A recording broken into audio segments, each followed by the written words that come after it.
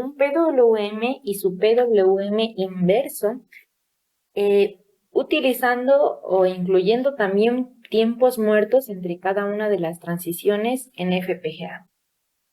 Este tipo de PWM se utiliza muy comúnmente o es donde yo siempre lo he visto en inversores de voltaje, porque ahí es donde se utilizan, generalmente suelen utilizarse MOSFETs o transistores que conmutan excluyentemente, podría decirse, cuando uno está cerrado, uno está abierto y así. Pero cuando hacemos la transición de cerrado o abierto entre uno y otro, no puede ser instantánea. Tiene que haber un tiempo muerto entre cada una de las transiciones para que no se dañe el inversor. Un tiempo muerto, ¿qué es? Pues es un tiempo en el que ambos PWM se encuentran en cero. Por ejemplo, aquí podemos ver de manera clara el tiempo muerto. Aquí nuestro PWM está en 1, el PWM, digamos, vamos a llamarlo PWM normal y PWM negado. Cuando el PWM normal está en 1 y luego hace la transición hacia 0, gráficamente lo podríamos ver como que instantáneamente el PWM negado ya tendría que ser 1. Pero para no dañar los dispositivos de conmutación, lo que se hace es introducir un tiempo muerto tanto en la transición de bajada como en la transición de subida. ¿Esto para qué? Como ya lo mencioné, para que no se dañen los dispositivos de conmutación. En este caso, el tiempo muerto, como se está trabajando en una FPGA donde la frecuencia de la FPGA puede llegar, bueno, en el caso de la que yo estoy utilizando, trabaja 50 MHz, pero hay FPGAs que trabajan hasta 100 MHz. No desconozco si más, seguramente sí, pero las más comunes trabajan a 50 y 100 MHz. Es decir, que podemos tener un control preciso del tiempo muerto que nosotros querramos eh, a comparación de algunos otros microcontroladores donde no se consiguen tiempos muertos tan pequeños. Y esto repercute como tal en la salida del inversor. Es bueno tener tiempos muertos, pero no es tan bueno tener tiempos muertos tan grandes. Por eso es que se me hace interesante mostrar cómo se hace este tipo de proyectos en un FPGA. Ah, lo que yo hice es primero desarrollar una máquina de estados muy sencilla, eh, y está de esta manera. Tenemos 5 estados contando el cero. En el estado cero, eh, bueno, para empezar, el PWM puede tener diferentes ciclos de trabajo. Un PWM común es, digamos, es un PWM donde a la frecuencia X a la que se trabaje, el 50% del ciclo va a estar en alto y el 50% del ciclo va a estar en bajo. Sin embargo, puede estar en alto un 20%, un 40%, un 80%, etcétera. Entonces lo que yo hice es, voy a buscar, bueno, podemos verlo con esta imagen, ¿no? Aquí está un PWM. Aquí inicia el ciclo y aquí termina el ciclo. Este ciclo podemos ajustarlo a la frecuencia que nosotros querramos. Por ejemplo, pueden ser frecuencias hasta, si la FPGA trabaja a 50 MHz, pues sin problema daría un PWM de 1 MHz, por ejemplo. En este caso, yo las primeras pruebas que estoy haciendo las estoy haciendo a baja frecuencia, aún con el ciclo de trabajo de 200 nanosegundos. Entonces, lo que hay que entender es que, si por ejemplo, si nosotros trabajamos a 1 MHz, el PWM y nuestra FPGA trabaja a 50 MHz. El PWM, un ciclo de trabajo del PWM va a ser equivalente a 50 ciclos de trabajo de la FPGA. No sé si me estoy explicando. La FPGA da un ciclo de trabajo en 20 nanosegundos. Y si nosotros queremos un PWM de 1 MHz, pues estaría dando un ciclo de trabajo estaría a 50%, mil nanosegundos, ¿no? Si no me equivoco. Entonces, a lo que a mí se me hizo más fácil entender es hacer esa operación. Por ejemplo, si trabajamos a 1 MHz, necesitaríamos 50 ciclos de reloj de la FPGA. Lo voy a anotar aquí. 50 ciclos de reloj. Y si queremos que esté a un 50% de trabajo, pues entonces tendríamos 25 ciclos de reloj en alto y 25 ciclos de reloj en bajo. Pero la verdad es que una frecuencia bastante alta que generalmente los dispositivos de conmutación no soportan. Entonces, lo que yo he visto que generalmente se trabaja es a 20 kilohertz, hasta 100 kilohertz. Son frecuencias comunes en estos trabajos. Yo empecé con una frecuencia de 60 Hz. Y para una frecuencia de 60 Hz necesitaríamos, aquí tengo, ahorita le voy a explicar cómo funciona. Necesitaríamos que estén bajo 416.666 ciclos. Y en alto, pues estaría el doble, que lo tengo en binario. No me acuerdo cuál es, pero sería lo doble de esto. Lo doble de 416.666. Se pueden utilizar constantes. Yo sé que aquí el software de PESIM nos da constantes, pero yo las he utilizado y nunca me han funcionado. Entonces lo que hice es hacer un código chiquito en el que a la salida yo le mando una constante. Es asíncrono, no depende del reloj ni nada.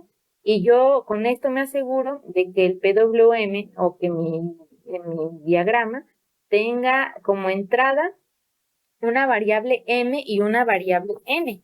La variable n son los ciclos de reloj que mi PWM va a estar en alto en un solo ciclo, pero del PWM. Ojo, hay un poco, tal vez se pueden escuchar un poco enredado, pero no lo es tanto. M, va a ser el número de ciclos que quiero que esté en alto y N el número de ciclos que quiero que dure mi PWM. ¿Ok? Entonces prácticamente desarrollé este diagrama que lo que hace es pues recibir, lo que sí necesita obviamente es la señal de reloj de la FPGA, una señal de reset, un clock enable, en este caso yo lo asigno a un switch de la FPGA para que cuando yo active el switch, empiece mi PWM y se desactive el switch, desactive el PWM. También tengo estas dos constantes que me las dije. M es el número de ciclos de la FPGA que quiero que mi PWM esté en alto. Si está al 30%, al 20%, lo que sea, para mí es más fácil hacer la operación a cargarle de operaciones a la FPGA. Por lo tanto, yo lo puse de manera externa. No se me hace complicado hacer el cálculo de cuántos ciclos quiero que esté en alto y cuántos ciclos quiero que dure de total el PWM y de esa manera no darle tanto trabajo a la FPGA porque es algo como yo no necesito, bueno, al menos mis necesidades por el momento no es que el PWM sea variable.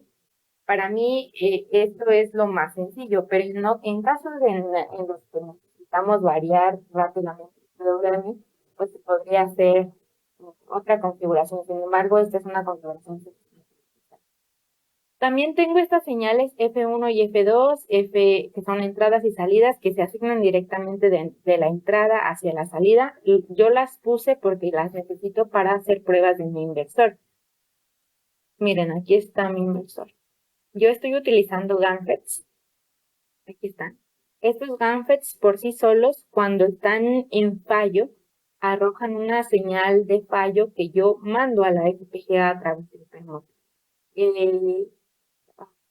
No recuerdo exactamente.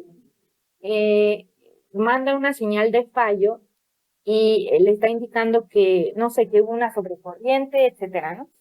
Entonces esas señales de fallo yo las utilizo para que cuando se detecte, no siga mandando el PWM. Sin embargo, puede que haya implementaciones en las que esta señal no es necesaria. Sin embargo, yo sí se la tuve que poner. Entonces tengo F1 y F2. Es una señal de fallo para cada dispositivo de conmutación Gambler. Estos son los Gamblers, este y este. Estos son aisladores digitales, bueno, entre otros componentes. De hecho, más adelante me gustaría hacer algunos videos acerca de cómo hice este diseño de la placa o cómo se pueden hacer diseños de otras placas. Pero bueno, eso ya será más adelante. Entonces, ya comprendido esto, ya sabemos, bueno, aquí yo tengo, ¿no? Empezamos en el estado 0, que es un estado de espera, podríamos decirlo. Vamos a tener dos variables, una variable que se llame cont y otra que se llame delay.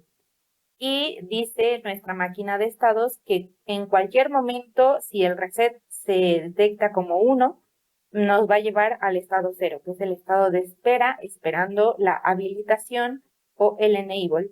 Y también, bueno, yo agregué estas condicionales que pueden ser no necesarias, depende de la aplicación, donde digo, si enable es igual a 0 o el fallo es igual a 0, porque son fallos activos en bajo.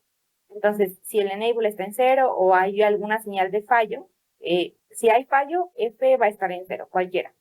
Entonces digo, quédate en el estado 0. Pero si está habilitado el enable y las señales de fallo no están, bueno, están en 1, pero para mí eso significa que está todo bien, entonces digo, pues sáltate al estado 1. Y en el estado 1 voy a empezar a contar cada ciclo de reloj de la FPGA, puede ser con rising o con falling, hasta que mi contador sea igual a M, que ese va a ser el número de ciclos de reloj que va a estar mi PWM normal en alto. Y en este también voy a definir al delay, a mi variable delay como 0. Entonces digo, mientras cont sea menor a m, tú cuenta, así llegues a 1.000.000, a 100 millones, lo que sea, tú vas a seguir contando, le decimos al FPGA, hasta que cont sea igual a m. Luego, cuando ya cont es igual a m, pues lo que hacemos es irnos al estado 2. En el estado 2, ¿qué se hace? Pues es tener un tiempo de espera o el delay. En este estado, bueno, rápidamente, en el estado 1, el PWM1 va a estar en 1 y el PWM negado va a estar en 0. En el estado 2, los dos PWM van a estar en 0 para que después se haga una transición. Entonces, vamos a empezar lo mismo. Cuenta el delay, aumentalo cada ciclo de reloj hasta que mi delay sea igual a K. K es el número de ciclos que yo quiero que dure mi tiempo muerto. En mi caso son 10 ciclos de reloj, pero puede ser cualquier otro, ¿no? Pueden ser 20 ciclos de reloj o pueden ser 5 ciclos de reloj, más o menos. Depende de las necesidades de cada aplicación. Entonces, también aquí en este estado yo lo que hago es reiniciar este contador. Pongámosle que aquí llegó a, no sé, 50.000, entonces para que en la siguiente vuelta ya no esté en 50.000, lo reseteamos.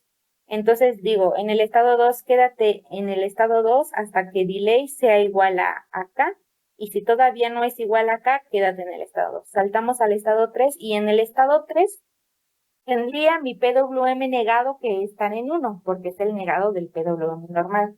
Y mi PWM normal tendría que estar en 0. Entonces yo le digo, aumenta el contador que ya estaba en 0, aumentalo hasta que llegues a n menos m. ¿Por qué n menos m? Porque va a ser el tiempo complementario de nuestro ciclo de trabajo. Si teníamos que el ciclo de trabajo era de, por ejemplo, ¿no? Tenemos que nuestro PWM va a durar 100 ciclos de reloj de la FPGA y un ciclo de trabajo del 30%, entonces va a estar 30 ciclos en el estado 1 y n menos m, que sería 100 menos 30, igual a 70, en el estado 3 y va a contar hasta que llegue a ese conteo, hasta que cont sea igual a n menos m. Y de ahí reseteamos ese contador y volvemos a un estado 4, que es el estado de los tiempos muertos, y vamos a estar ahí hasta que cuente los ciclos de trabajo correspondientes al tiempo muerto. y luego que ya llegó, regresamos otra vez al estado 1. Entonces, en el estado 1 vuelve a contar m ciclos y así sucesivamente va a estar, hasta que se deshabilite el enable o hasta que el reset sea igual a 1. De manera gráfica, de hecho voy a ver si lo puedo poner por aquí, a ver si puedo dibujarlo. Voy a ver. Y el PWM bajo, el delay, otro tanto, pongámosle que está el 50%, ¿no? Y otra vez. Ese sería el PWM normal. Ahí, no dibujo muy bien. Y el PWM negado va a estar bajo, bajo, aquí un delay, va a estar en alto, bajo, perdón, subo, un delay y bajo. No me quedó muy simétrico, pero este sería el estado 0, el estado 1, no, perdón, el estado 1, el estado 2 y el estado 3. Este sería el estado 1, este sería el estado 2, este sería el estado 3 y este sería el estado 4. Y en el estado 0, los dos PWM estarían en 0. Este bajaría así y así. Y entonces aquí otra vez se repite estado 1, luego estado 2 y así sucesivamente. Ya que tenemos entonces entendido cómo funciona esta máquina de estados, pues nos podemos ir al código. El código está fácil, declaramos las entradas y salidas, asignamos las señales, una señal de estado, el contador del delay, una variable para asegurar, bueno, ahorita lo voy a explicar, esta MOK, y la constante del tiempo muerto. MOK, ¿qué voy a hacer? Pues para que no haya problemas en caso de que nos equivoquemos y de pronto M sea mayor a N, cuando siempre debe ser lo contrario, digo, MOK va a ser igual a M cuando M sea menor a N. En caso contrario, que M sea mayor a N, entonces asígnale N-1. De esa manera aseguramos que no haya problemas en el código. ¿Ok? Entonces ya después digo, si hay un falling edge del ciclo de reloj, después verifico el reset. Si el reset está en 1, me quedo en el estado 0 y los contadores los mando a 0. En caso contrario, entro a la máquina de estados. En el estado 0, que es el estado de espera, asignamos a los contadores igual a 0. Y entonces pregunto, si el enable está en 1 y los fallos están en 1, que significa que no hay problema, me voy al estado 1. En caso contrario, me quedo en el estado 0, como dice nuestra máquina de estados. Después, en el estado 1, que es cuando el PWM normal está en alto, verifico el contador. Si el contador llegó a MOK, entonces de una vez reinicio el contador para no hacerlo en el siguiente estado. Bueno, en realidad no estoy segura si lo hace en el siguiente estado, porque a veces creo que las señales, siempre me confundo, pero algunas señales se actualizan hasta el siguiente estado. Entonces, creo que prácticamente sería lo mismo. Pero bueno, reseteamos el contador y si el contador ya es igual a M, entonces me voy al estado 2. En caso contrario, que el contador aún sea menor a M, le aumento y le aumento y le aumento 1, 1, 1, le sumo 1, le sumo 1, le sumo 1, hasta que llegue el conteo al valor adecuado. Después, cuando ya saltó en el estado 2, que es el estado de tiempo muerto, digo, a delay le voy a estar contando 1. Si el delay es menor a la constante time. En caso contrario, bueno, tal vez lo leí al revés. Si delay es igual a time, entonces reseteo el contador y me voy al estado 3. En caso contrario, le aumento en 1 al contador del delay hasta que llegue el valor deseado. En el estado 3, que es cuando el PWM normal está en bajo y el PWM negado está en alto, digo, si el contador es igual a n menos m, entonces al contador resetealo y vete al estado 4. En caso contrario, súmale. Ya le dije que le puede ir sumando hasta que llegue a 1.000.000, si así es programado, o hasta que el reset sea presionado como 1. Y en el último estado dice que es el estado de dead time, cuando los dos PWMs están en bajo, dice delay, si el contador del delay ya es igual a la constante delay, entonces resetea el contador del delay y vete al estado 1, que es el estado donde se reinicia. Ya no te vas al estado 0 porque el estado 0 esperaría una habilitación. Entonces te vas directamente al estado 1 y en caso contrario le sumas 1 al delay para que esté ahí contando hasta que llegue el valor deseado. Y luego al final tengo las asignaciones, que yo digo, el PWM normal vale 1 cuando está en el estado 1, nada más. Siempre es cuando está en el estado 1. En el estado 1 vale 1 y en todos los demás estados vale 0. En el estado vale 1. En el estado 1 vale 1. Y también cuando mis señales de fallo están en 1, que es cuando no tengo problemas. En caso contrario, vete al estado 0. Luego, el PWM negado, asígnale 1 cuando estás en el estado 3, porque en el estado 3 es únicamente cuando se habilita mi PWM.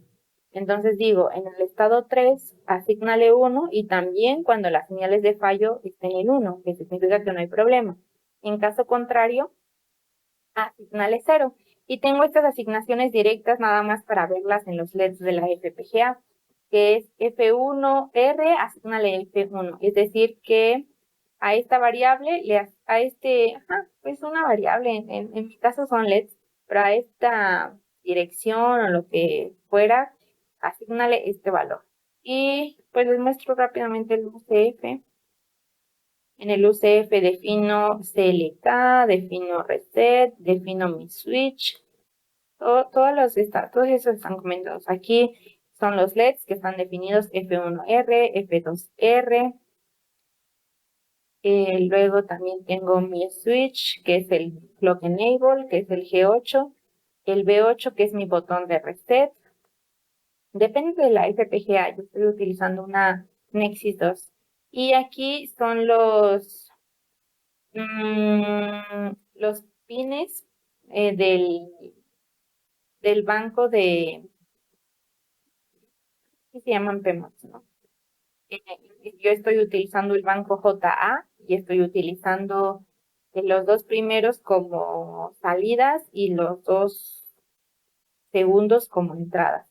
¿Qué son estos? En el video se ven. Yo estoy utilizando estos. Y también porque energizo mi placa del lado de la entrada digital por 3.3 volts. Estos dos son las señales de fallo y estos dos son los PWM. Entonces podemos ver ahí cómo funciona.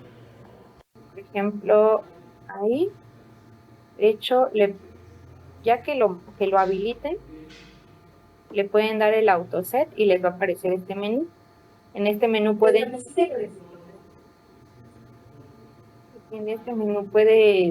configurar cómo quieres ver la señal. Aquí yo quiero ver la transición de subida.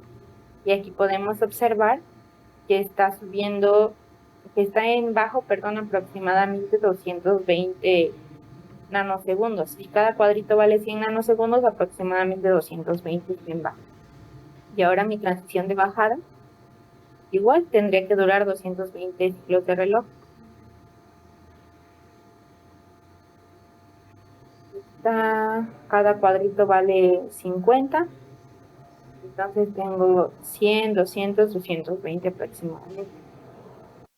Podemos ver aquí que le puse a mi delay, a la constante del delay, aquí está el código, le puse 10 ciclos de reloj.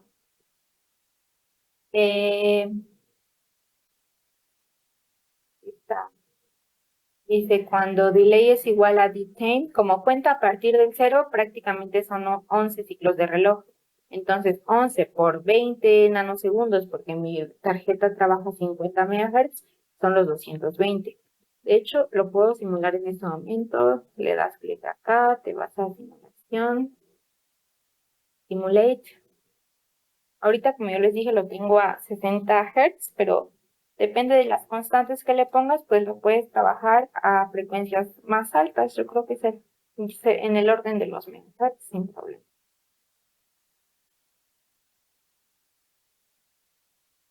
Entonces, aquí ya abrió la simulación y nada más tenemos Las únicas que se configuran son estas que dicen y clic derecho, force constant, el clock enable lo voy a forzar para empezar en 0, forzar clock 0 a 1, el periodo es de 20 nanosegundos, F1 los voy a forzar a 1, que es cuando no hay fallo, F2 también, force constant en 1, el reset lo voy a forzar a 1 para empezar y ahorita le quito el reset. Y de hecho ahorita va a tardar en simular porque como son bastantes ciclos y lo tengo una frecuencia muy baja, tendría que darle mucho tiempo. Pero bueno, digamos que le quitamos el reset, ahí el reset ya va a estar en 0 y luego habilitamos el clock enable. En ese momento ya debería empezar el PWM. Le voy a dar play, le doy un segundo de simulación. Digo que sí tarda bastante, pero miren, aquí ya están saliendo los PWM. El PWM normal y el PWM negado. Y si le hacemos bastante zoom, vamos a poder ver los 200 nanosegundos. Por ejemplo, aquí empieza en 8.300.000, bueno, termina en 360. Pues aquí tendríamos que ver 580, sí, 220 ciclos de reloj. Eso fue en la bajada y en la subida. Y también están los 220 ciclos de reloj, que son equivalentes a 11 ciclos de la FPGA. Estos son los ciclos de reloj de la FPGA y estos son los ciclos del PWM. Y como yo lo simulé un segundo,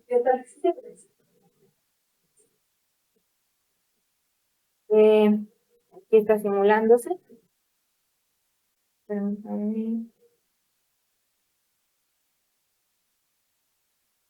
Y aquí podemos ver cómo está funcionando el PWM. Ahora, si yo le metiera, le voy a dar pausa.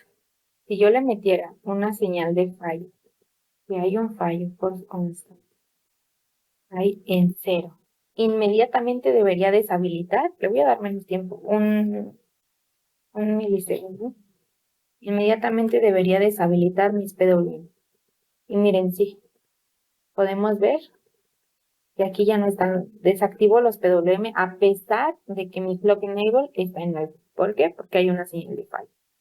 Voy a poner la señal de fallo nuevamente en 1. Inmediatamente tendría que volver a iniciar. De hecho, si está a 60 Hz, en 16 milisegundos es un ciclo de reloj. Un ciclo de reloj de mi PWM. Ahí ya se reinició y cada 16 milisegundos aproximadamente ocurre un ciclo de mi PWM. Sí, está funcionando bien. Yo ya lo usé para hacer pruebas, funciona bien, la verdad. Incluso me ha detectado, con una falla que se me detectó, me deja de funcionar. Por ejemplo, ahí está el PWM. No sé si se ve en ese video, pero cuando me detectó una falla, deshabilitó los PWMs y evitó que mis numbers siguieran trabajando.